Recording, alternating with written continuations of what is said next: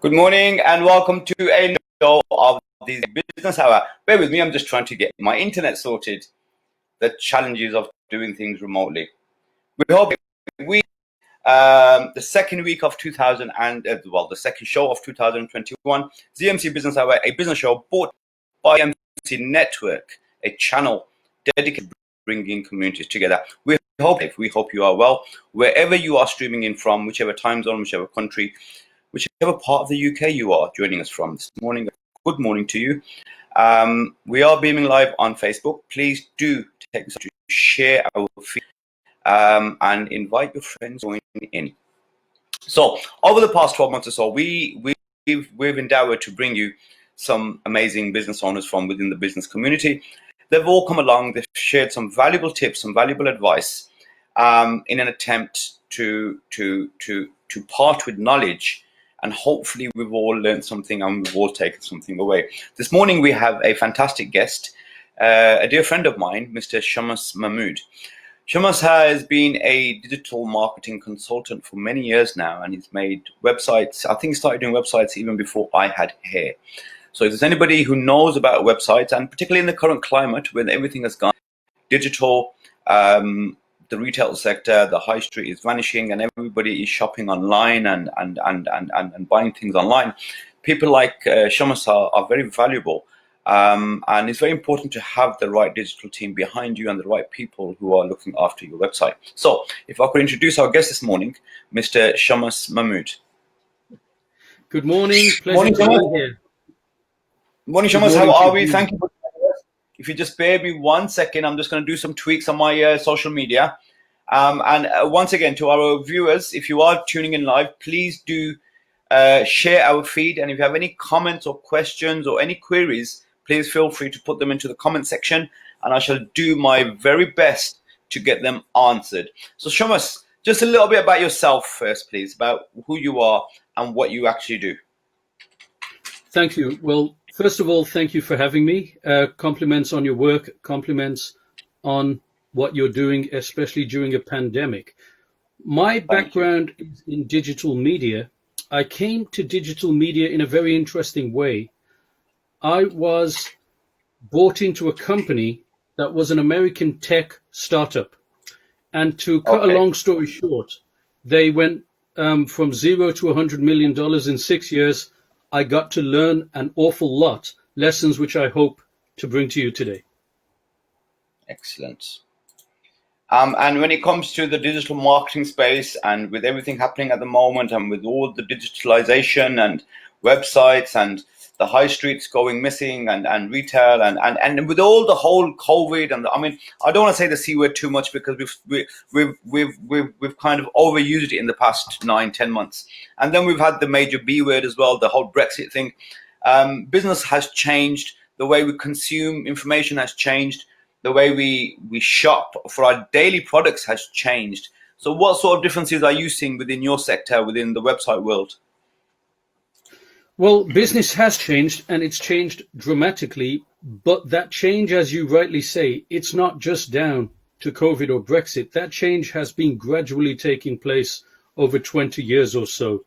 And the big shift, I think, in terms of local business is just people transitioning to doing online, people transitioning to running their entire operations both online and from mobile devices.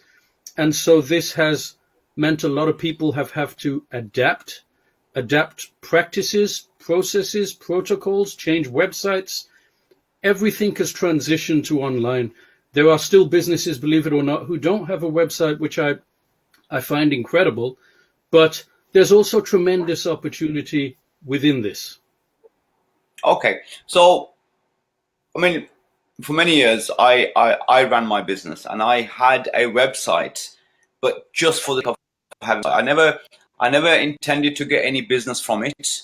I never knew I could have business from it. It was just there as a page, a sort of digital presence. But I never actually anticipated. I never even promoted it. I never pushed it.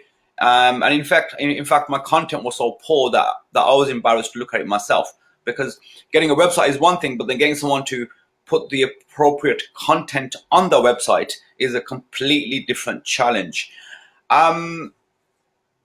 What are you seeing right now? Are people adopting to this? And how easy is it to get the right content? Because you're a website developer and you create websites. How do people get that the relevant content onto that website? Well, this is a great question. Your question breaks down into a couple of different parts, and I'll address both. The first one is that there are still people out there whose websites are just brochures. They don't intend to make sales from their website. They are informational. Nothing wrong with that at all. However, moving on to the second part of what you said, websites can absolutely be used to drive more business, drive more sales, drive more leads, drive more inquiries. Now, you rightly point out that the single most important thing is traffic acquisition. You need to get the eyeballs onto the website. There are any number of ways to do this, and I'm sure you will come to, the dramatic impact of social media. But going back to what you asked about, which was content, this is still crucial. Content is still very much king. And it's not just content, it's having the right content. It's relevant content. Yes. There used to be a pattern in the early days where people would just try to stuff all kinds of content into a website and hide keywords and just disguise it in an effort to get invisible kind of traffic, but that didn't help them. The traffic that helps you is the relevant traffic from the audience that you are trying to engage. This is massively important. Indeed, we do run a website company. We also have a social media company, JH Social, which provides content to our clients. And I'm talking about fresh content, fresh articles, freshly researched. We're not just posting for the sake of it. The thing about traffic is, instead of having 10,000 clicks from just anybody willy-nilly, you'd rather have 1,000 clicks, but very relevant audience, potentially buyers. That's what you're after. Right. There's a whole new concept of online courses and funnels and people creating funnels and automated sales processes. And I've seen this, since March, April, everyone's banging on about online courses and how to sell online courses and about funnels and about this kind of stuff. How relevant is that now? How relevant is it having a funnel somewhere to lead your traffic to? It's a fantastic question. So what I'll do is I'll give you just a tiny bit of history about how this evolved. Because there are actually two paths that happen simultaneously. One everybody knew about, which is big marketing agencies continuing to innovate very clever advertising campaigns. And then there was another path which happened simultaneously, but not many people talked about it. You had small solopreneurs, self-employed, people who were tweaking, trialing, erroring. And what this little band of merry men and women created was they kind of pioneered the funnel system. So for those in the audience who are watching who don't know what a funnel is or have not been exposed to it, it's simply a mechanism whereby, just literally think of it as a big funnel. You get a lot of people to a website. Usually it's a landing page that has been well designed. At that point, you give some kind of a takeaway, whether it's a free download or a free video, something to tease people. That takes them through to the next stage. Again, you're gently introducing them to your product. At this point, you make some kind of a special offer, but it's an inexpensive one. It's a £10 or a £20 or whatever you choose. And then at that point, you're slowly filtering it down to find that handful of buyers who will, in the case of educational courses, we are looking for the people who will sign up to your masterclass. Now, this could be the full costed premium product, but not everybody will start there. So what you do is you create a funnel designed to get people into stage one. That could be 10,000 clicks. People into stage two, it could be 1,000 clicks. And then you're filtering it down to find the 10 or 20 who will buy your masterclass. And full credit to them. It's a fantastic system. It works very well if your course content is good. I have many examples of seeing this work incredibly well. And for those who are curious about it, please look into this. I mean, there are many companies online who provide this, and it really is a good option for the solopreneur selling courses and educational classes, that kind of thing. Yeah, I mean, I've got some colleagues who are in the mentoring space and the coaching, and then they've done incredibly well out of it. But I mean, I think the problem may be, like initially we mentioned, having the content for your website was hard and challenging enough. Now you've got the core content in your mind and you've got it in your skill set, but creating that in a presentation format to place into a ClickFunnels can possibly be even more challenging than website content. So how best is it to go about getting that organized? Again, that's a great question. You can do this one of two ways. You can either pay agencies like us. We do this professionally, and we create the entire course in terms of the infrastructure. The individual would still create the videos and the content. We would just stitch it all together. However, the individual who wants to do this themselves, just so that you know, there are structured software that you can implement to upload an entire content course. Now, this could be video content or other.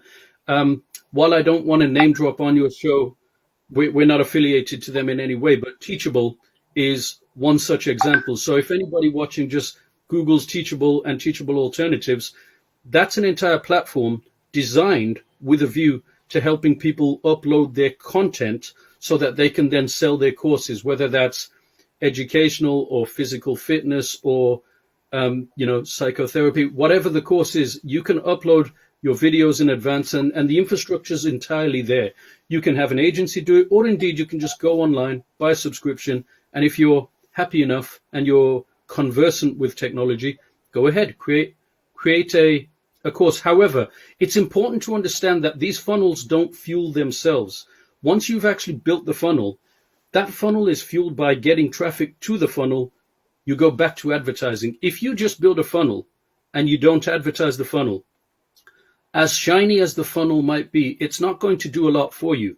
And what we say is it's like building a big shiny supermarket, like a Tesco or a Sainsbury, in the middle of the Sahara Desert.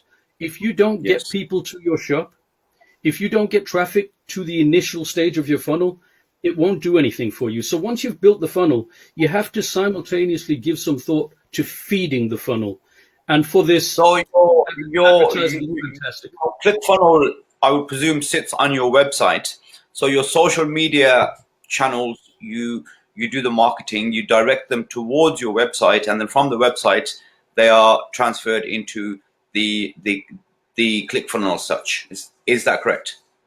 That's exactly the right route to take. So whether it's ClickFunnels or any other funnel mechanism you choose to select, the goal is always to feed it. Now, with powerful companies like Facebook, Instagram, and the like, what you have today, it's something that you've never had in the past. You have the ability to demographically reach the individual. So what I'm saying is, if your courses are fitness training, you can actually run tailored campaigns and you can reach the sports audience only. You don't have to show it to everybody at large. You can if you want to, or you can just reach footballers or people who like to jog, people who like to play rugby. And social media platforms are phenomenal for this. You can reach your audience fast, you can reach your audience immediately, and that will feed your funnel.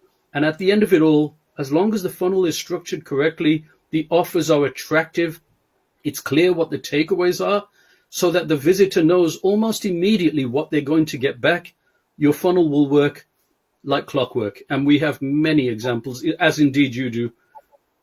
And when it comes to cost implication, like, I mean, I'm notorious on social media. I don't know if what I do works, but I'm on all channels. I'm every channel possible going. And whoever I meet, I always promote getting their brand or product out on social media. So, for example, I was at a takeaway a couple of days ago. They've just opened up new, and the chap was speaking to me about. I mean, he was in such a remote location. I asked him. I said, "You've got a good population here, a very good area here. But how does the house across the road from you know what kind of food you serve? Apart from your big brand outside, no one actually knows your special offers or anything. And he was struggling with the whole social media concept. Saying it is very easy. Doing it professionally is can be challenging and daunting, and there's also a implication of some pretty heavy cost as well. What would you say to business owners about the cost element? Because I know it works, and you get back what you put in. But how important is it, particularly right now? And what's the conversion? What kind of conversion can they be expecting from social media marketing? That's a great question. That question has so many components to it, but I'll try and give a holistic answer. So first of all, I appreciate your approach of trying to cover every angle on social media. The idea is clearly visibility. Nothing wrong with that at all, especially in a world where social media visibility is free. Everybody should take advantage of what's free. However, what I would say to the audience with regards to those who are keeping a close eye on the cost is that the most important thing you can do is pick the right vehicle. It's no good being on 25 different social media platforms if your audience primarily plays on one and you have limited marketing budget. So by all means, take advantage of the free tools. Make sure that your Google Maps listing is set up. Make sure all the images are there, it's clear, and put your special offers on. That's all free. Get your Facebook page. It's all free. Get the offers up there. But when it comes to your budget, pick your vehicle carefully. Now, let me give you a real golden nugget, if I may. The simple difference between what we in advertising or digital circles, we call push and pull mechanism. So what I mean is this. Historically, pre-internet, there was billboards, magazines, leaflets, radio, television. You could spend your money on all of these mechanisms, and that's pushing your message out to the audience. Then along came Google, and today Bing, and all of a sudden, we know exactly where people go. So for example, if you have, God forbid, but your house sink is spilling, water is everywhere, you go straight to Google on your phone or on the desktop and you type in emergency plumber. Now, from an advertising perspective, that's gold because we know where people are looking. So, whether it's cosmetic dentistry or, physiotherapy, they'll go straight to a search engine and they will search for it. Yeah. So from an advertising perspective, you want to be there. That having been said, the other vehicle can be just as powerful. When you're looking for a coffee shop, you don't usually go to Google. You'll walk down the high streets. You might ask your friends on social media. But the point is pick the right vehicle and put your money there. If you pick the right vehicle, you can get away with using one channel and one channel alone. I have many clients where they've tried and tested 4 or 5 different mechanisms. Now they only use Google.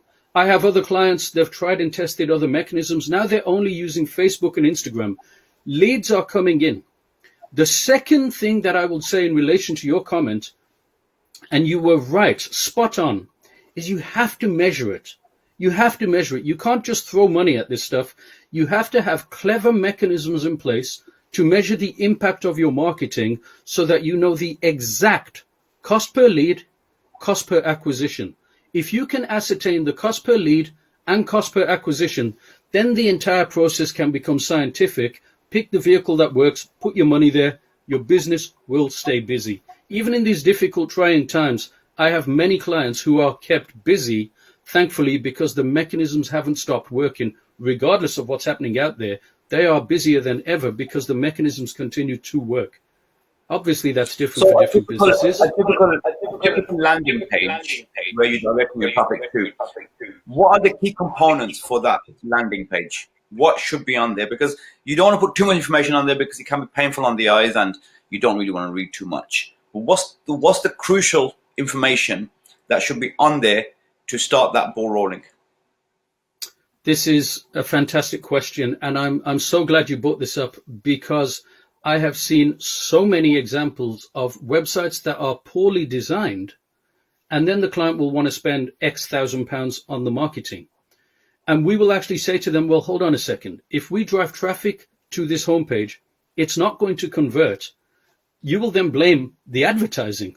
So one of my biggest gifts was that I worked for this large American advertising agency that ran over 30,000 global campaigns.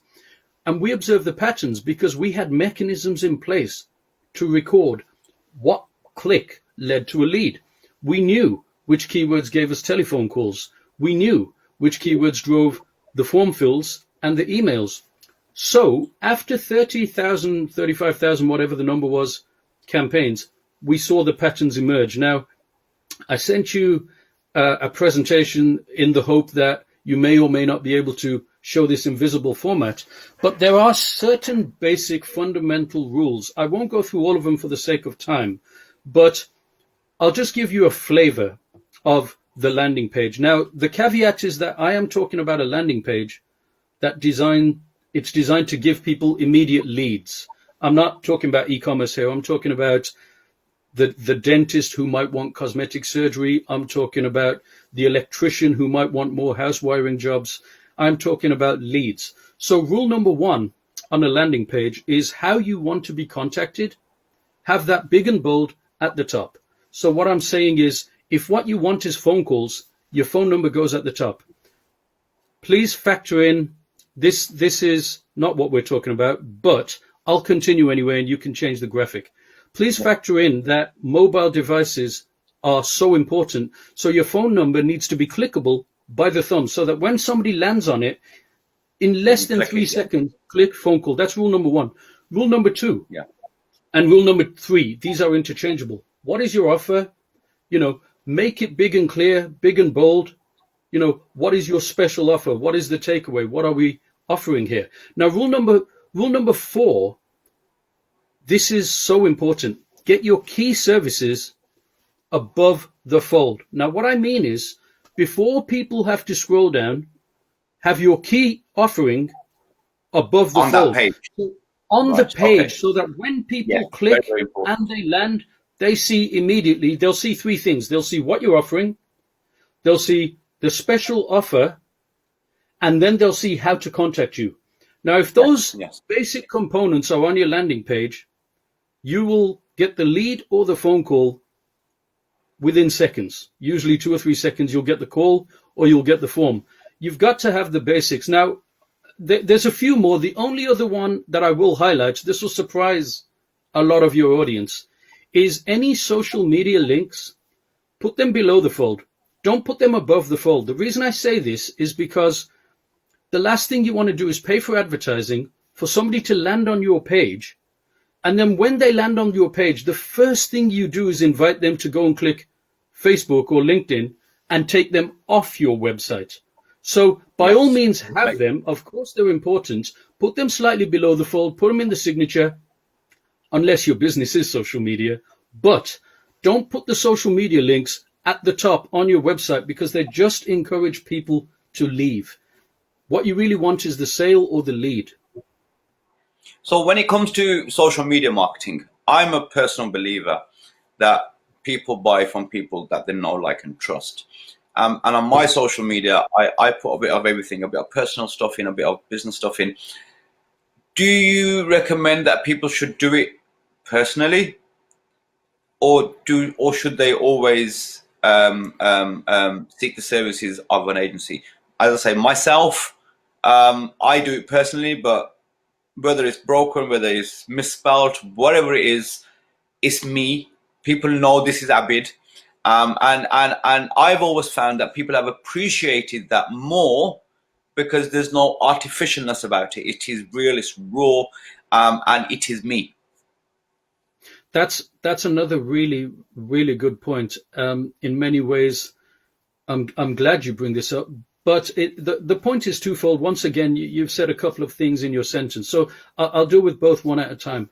The first one is people only buying from people they know and trust. Of course they do. Absolutely. If you know and you trust and like the person, of course you will buy. However, that's not always possible. If what you're looking for is a cosmetic surgery procedure, you might not know a cosmetic surgeon. You know, if you're looking for someone to install a new boiler, for example, you might not know a plumber.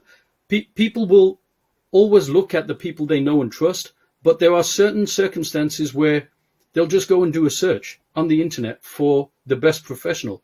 Now, with regards to doing the advertising yourself, doing the marketing yourself, this is a fantastic point you raise, especially for the startup who might not have a lot of budgets. So, number one, I will absolutely endorse your approach of having multiple marketing platforms if they have the budget for it. Everybody who, certainly startups, should take advantage of the ability to post offers and let their audience know about their business and what they can do and how they can help them and the benefits. Do it for free if you can. Now, when we step into a more professional arena, the $1 million question becomes one of budget, sadly. But what I mean here is you can run Facebook advertising campaigns. You can run Google advertising campaigns. I'm talking about click ads. You can run these yourself. You get a credit card, you set up an account, you run the ads. Now, if somebody is doing this themselves and it's a first time, they're going to learn a lot of lessons. Many of those lessons will be expensive. I've got many clients who have spent tens of thousands, hundreds of thousands of pounds, even dollars, and it amounted to nothing. And it was just a mistake in the approach. So the question then becomes, at what point should you consider using a professional? This could be an agency. It could be somebody you know who works in the space. The answer to that really is, are you prepared to pay for a professional, certified expert to execute this campaign for you? Now, the trade-off is that you will pay some in terms of management fees. You will pay a margin on what they're asking to run your campaign.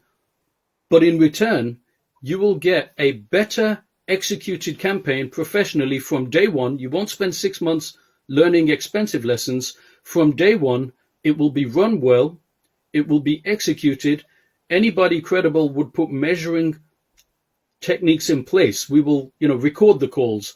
Obviously, all the forms and the emails, everything will be done. You can have a professional do this in a way where you can calculate easily the cost of the lead and the cost of the acquisition. Now, these are things that the individual who's trying it for the first time, they're still figuring out how to use Google Ads, how to use the Facebook platform, Instagram's platform. They might take some time to get to a more sophisticated place. So paying a professional agency means you'll get there on day one. It is actually better for your business to have your campaign run right.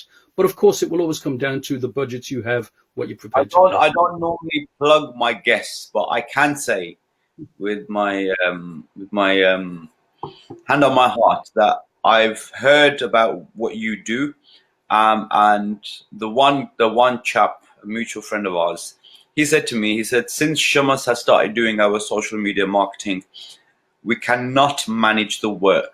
The workload has quadrupled. But it wasn't only that. What he also said to me was that his Google spend, meaning the money he was spending on Google, had gone down considerably as well. So the cost, his monthly outgoing was reduced, I think by half actually, but his work had tripled. And he showed me the books. He says, I just can't. And what he said to me was, he says, to scare the customers off, I've increased my prices. He says they're still booking. It's such a funny problem to have for marketers when your clients shut down their campaigns because you've given them too many leads. In such an example, one mistake to watch out for, and it's easy for us to help our clients. Just one example is that people often spend money to be right at the top of Google, position number 1, and they don't realize that the cost of that click might be 2 or 3 times as much as position 3 or 4. So the person at home is the same customer. There's four slots at the top of Google. The chances are they're going to look at 3 or 4. So in many cases, you don't need to spend to be in position number 1 all the time. That's a vanity exercise. And the second thing, of course, is when you get the click, you have to make sure that the landing page is designed to convert. This is where experts earn their money. When I search for something, I won't use the top one on Google because I always think that he's going to be the most expensive. So I do use number 3 or number 4. Yeah. I'll have a look at number 1, but it doesn't necessarily mean I'll always use them, because there's always a thing in your head that, he's at the top, he's spending a lot of money for this, so therefore his prices are going to be reflective of that, and they're going to be very expensive. That's a really interesting comment, and I guess somebody who does business as much as you do would probably think like that. The beauty of it is that it's actually quite simple. The vast majority of people at home will do a Google search, and the chances are they'll look at the top 3 or 4. They might not click all of them. If they didn't click, you didn't spend a single penny, you've lost nothing. But if they do click, you want the landing page to be designed so that that click becomes a phone call. That is the name of the game. Absolutely. Today we have clever... We've covered social media, we've covered websites, we've covered businesses. Now to the individuals. So we've gone through this patch. We're going through this patch. Obviously, there's going to be a lot of job losses, a lot of people out of work. And when the furlough ends, they are predicting a astronomical amount of people who will be unemployed and out of work. People are now retraining, upskilling, and trying to apply for jobs, which it's got to be very challenging, because the very few jobs that are out there, I can imagine the applications for them particular positions or roles have quadrupled. And you've, as an organization, as a business, as an individual, you've come up with a very clever new, and I say innovation because I haven't seen it anywhere else before. And it's very clever. You've come up with a digital CV. Now, this is very clever because like myself, I left university, went into teaching for a very short period, and then I started business. I did not have a CV until the age of 43. Wow. And when I had to write my CV at the age of 43, wow, I had to employ the services of a colleague, of a friend, and she put it all together for me. And even to this day, I'm always chopping and changing it because I've never ever had to use a CV. But when I got onto some boards, and they wanted my CV, I panicked. I thought, wow, CV, what should I do with that? How do I do a CV? So you've come up with this concept of a digital CV. What is that all about? Okay, great question. Here's where this happened. A few years ago, I wrote an article, and I was doing a lot of research. One of the papers I read, in fact, it was an article in The Independent, I believe, at the time. It predicted there were going to be 15 million jobs lost due to technology, automation. Then, more recently, we had the global pandemic, and I'm watching the news like everybody else at home, and I'm horrified by how many people are going to lose their jobs. You just have to watch the TV and look at Debenhams and the Arcadia Group and, Thomas Cook. Wow. It's just so incredibly sad. One of the things that I committed to right at the beginning of the pandemic last February was to helping people. A lot of university students are young. They've got these wonderful qualifications, and the next task is to find a job in the middle of a global recession. Why we focused on the CV was simple. It's a step forward. The humble Microsoft Word CV, which we all know and love, has been the same for pretty much 40 years. Yeah. It does its job. There's nothing wrong with that. But the world now plays on digital devices, as you know. The world plays on mobile. What we wanted was to speed up the process of getting a job. Therefore, the digital media CV does a few things that the humble Word paper-based document and its digital counterpart just can't do. So I'll give you just a couple of examples. We created a digital CV. It's a CV site. First of all, you can have your name. So, abidkhan.com. I think we have an example of it. So if my back office team could just put that on screen. Sorry, we are operating remotely. We're not in a studio, so the communication can be a bit jarred sometimes. It's fine. I'll carry on describing the benefit. Now, today... So you could describe that TV, please. Yeah, no problem. So today with the digital CV, which works just as well on your mobile device, you can have all your contacts on it. You can have your social media links on it. But here's the important thing. An employer can look at your CV, click a button, book an interview with you a week from now, there and then. This is something the Humble CV has never been able to do. Another example is an employer might look at your CV, have a couple of questions, click a button and do a video call there and then from within the CV. The CV has never been able to do this before. It is a step forward. We want to speed up the process of getting the job. However, the big one that everybody loves is that by embedding a video into the CV, you can actually show your character. You can show your charisma. This is something you've never been able to do with a CV. So every student finishing university with these qualifications, every young apprentice finishing a course, they should have a digital CV if they're confident enough with a video. If not, the image one works just fine. And they should really use it to showcase who they are in a way you've never been able to do before. It's a powerful, powerful tool, and it will secure an interview much faster. As an employer, when we're interviewing, so my apologies, I don't think we can scroll up the CV. Oh, there we go. Yeah. I think my producers are trying to do it, but yes. Yeah, so this is what fantastic. Now, I mean that CV just looks absolutely amazing. Now, as an employer, when we are recruiting, you're quite right. The Word document, the CV.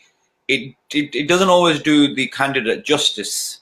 Sometimes it can oversell them. Sometimes it can undersell them. Thank you very much. My producers working very hard in the studios. Thank you. Fantastic. So I think this is a very important element which you've tapped into.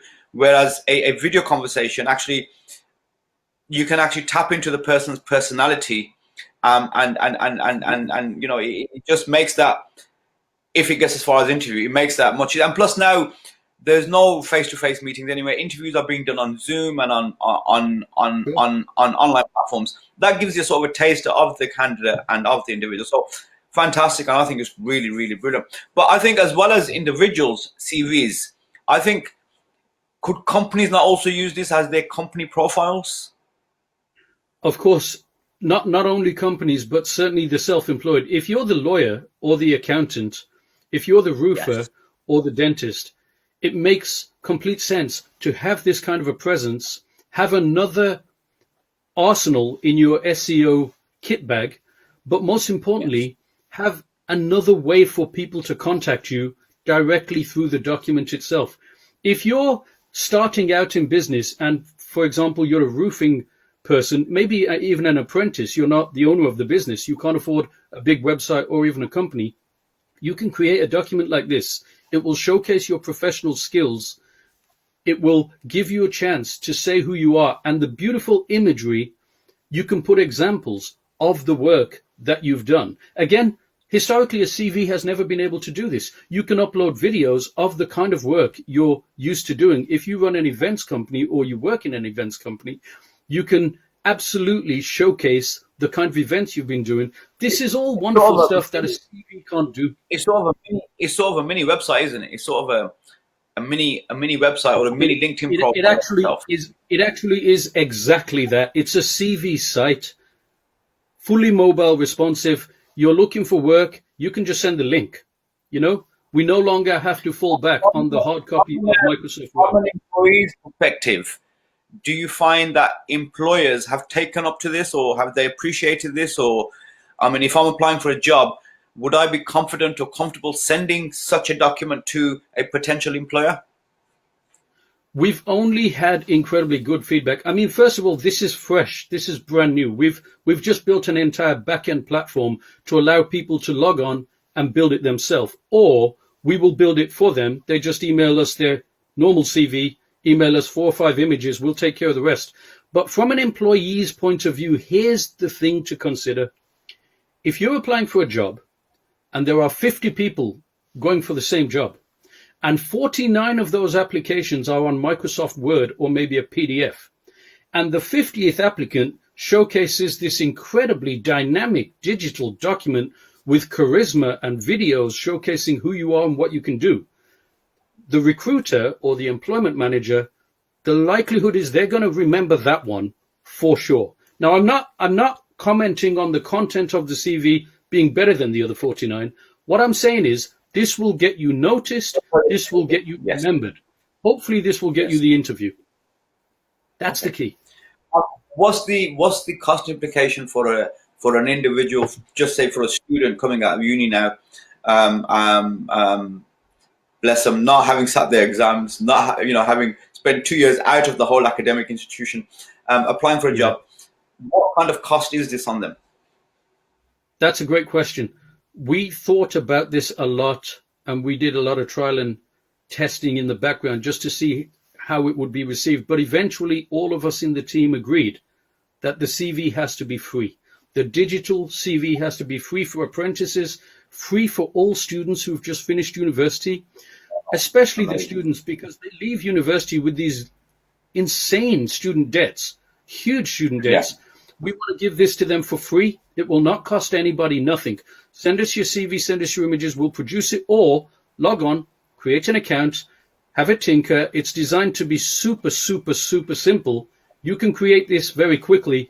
There will be no cost for the video CV. There will be no cost for the image CV. The only time costs will come into it is if we're asked to do something more advanced. However, these are being offered to the public for free, and it's our way of helping in this pandemic. It's our way of contributing. We want to give back. We want to say, let us help you. If you are unemployed and you're looking for a job and you've applied for hundreds of jobs and you're not getting anywhere, move over to one of these. I promise you your digital presence will impress HR managers, recruitment managers, and for young students, it will get you those interviews that you are looking to get. It's a fantastic way to do it, and it will cost you nothing. And it's our pleasure. Wow, absolutely. That's just, you know what? And I use the right word, I think, innovation, because it is very innovative. But I was just thinking, in terms of employers and HR managers, there is a massive advantage to having a CV like this, because it actually reflects the candidate's personality and individualism, rather than just a generic CV. And and when you are recruiting and you get 50, 60 CVs, some of them have just taken off a template, names changed. Sometimes they even forget to change the address. Exactly. So yeah, it's fantastic. So the CVs are free, and I shall share the link beneath this video or above this video, or whichever platform you're watching us on. The link will be attached to this video. Get in touch with Shamas. I think it's a fantastic initiative. Students in particular coming out of, they've practically lost all of last year academically. They're going to lose this year academically. I don't see anything happening until the end of this year. So they're at a massive disadvantage anyway. If anything's going to sell them is their personality, and the only way to get their personality across is by video. So fantastic, brilliant. So we were talking previously about social media and the content for the platforms. Now, every platform has its own format and has its own audience and has its own type of content. A lot of people make the mistake, I feel, that they copy and paste the same content across LinkedIn, Facebook, and all platforms. How important is it to keep the content relevant to that particular platform? That's everything. Your content has to be specifically geared to the audience of the platform that you're using. There's nothing fundamentally wrong with using a piece of content more than once, but the LinkedIn audience might be different to the Snapchat audience, the Facebook audience. These are not the same audience. They might be similar users, but Snapchat, for example, their demographic is fundamentally a younger demographic. So if you are trying to appeal to that demographic, maybe LinkedIn isn't the right place to go. Snapchat can get you there much faster. With regards to content, Absolutely 100%. Tailor your content to the audience you're trying to reach. Make sure the content speaks to that audience. It's a fundamental, crucial of content advertising. It needs to be geared to the right audience on the right platform.